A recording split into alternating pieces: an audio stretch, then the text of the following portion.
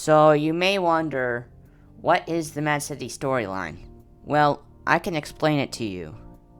It all started in Season 2, when, out of nowhere, an alien egg crashed into the Grand Park. As Season 2 went on, the devs started adding things that hinted to a boss fight.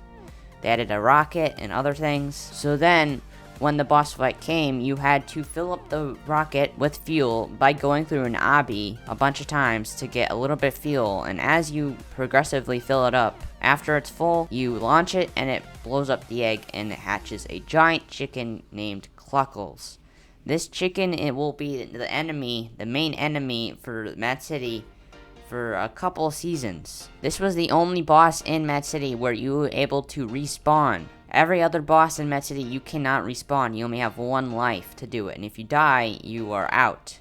You have to do it again. But in this boss fight, if you died, you were able to come back and still get the prize, even if you die multiple times. Also, this wasn't in a arena either. This was in the middle of the map. So this boss was pretty unique compared to any other boss in the game. Now, going on to Season 3, the volcano progressively started acting strange, making noises, and erupting. The devs hinted at a boss fight near the end where you had to get a crystal by going through an obby in the volcano, get a sacrifice crystal and get enough crystals, and then after you sacrifice the crystals, the lava should disappear and you are able to teleport to a boss arena where you will fight Kua Kua, one of the other bosses in Mad City. If you so-called defeat Kua Kua, you get the Heat Seeker. If you defeat Cluckles in Season 2 boss fight, you get the Banshee. Now moving on to Season 4, through the season, alien things have been starting to happen. You could be able to hear a UFO zip by and see it zip by in the distance if you waited at a certain spot long enough. And later in the season, UFOs invaded Mad City along with the Cluckles boss once again, who we had to fight an army of chickens. Basically, you would have to go to Area 51 as a cop. You could not fight the boss unless you were a cop. You would have to go into the secret little building.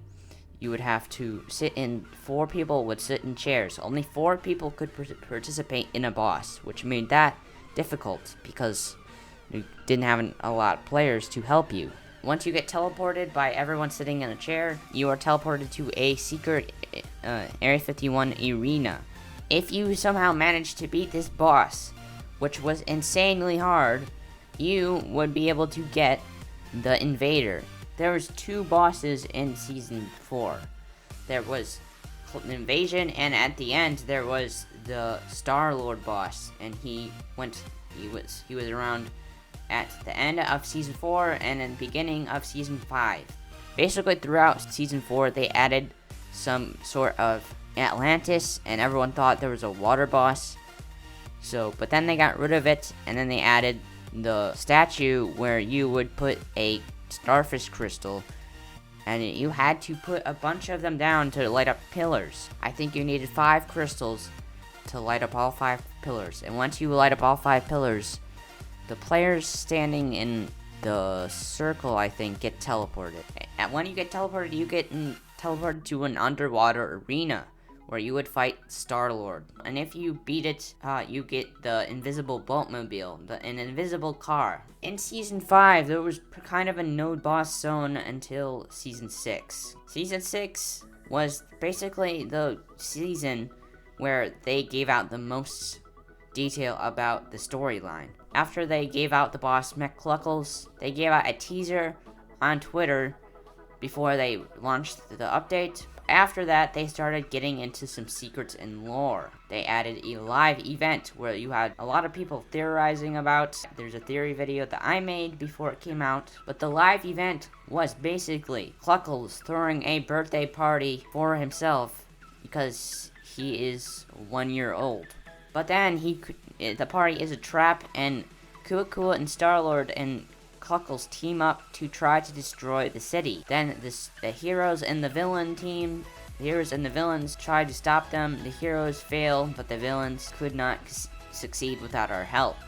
So we had to nuke the city with the rocket in the base, and the city would be destroyed. After that, we are introduced to the new map. The map is how it is right now today. After that, during Season 6, which we are still currently in, they added the Game Modes update, which is the first update in the game to add some lore to the story. You had to figure out a bunch of clues, and if you figured out all the clues, you would get the mystery badge, a animated skin, and only the first 100 players could get this, but if they got the first 100 players to get the badge would get the cyberplane. After you get the badge, you would be teleported to another game, and you would have to solve a puzzle. After this puzzle, you would be shown a cutscene. This cutscene actually gives you detail about the lore, and that Cluckles himself has a master. After Cluckles fails so many times to destroy Mad City, Cluckles' master destroys him, and Cluckles is no more. No, some people think he might be coming back, some people don't, some people think he's dead. It depends. You never know if the devs will bring him back or not. That is their latest info on the game right now. So, I don't know what's in store for Mad City. I don't know yet. But, thank you guys for watching. I hope you enjoyed me explaining the storyline of Mad City. Let me know if you have different opinions based on the storyline. But thank you guys for watching. And I'll see you guys later.